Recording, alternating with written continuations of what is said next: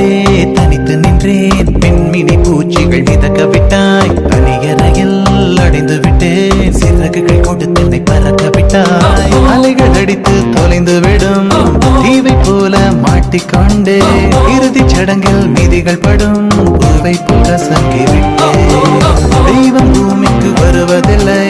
தாயை பதிலுக்கு அனுப்பி வைத்தான். தாயும் இங்கு எனக்கு இல்லை. எனக்கு ஒரு தாயை அவன் தோழியா என் காதலியா யாரடி என் கண்ணே.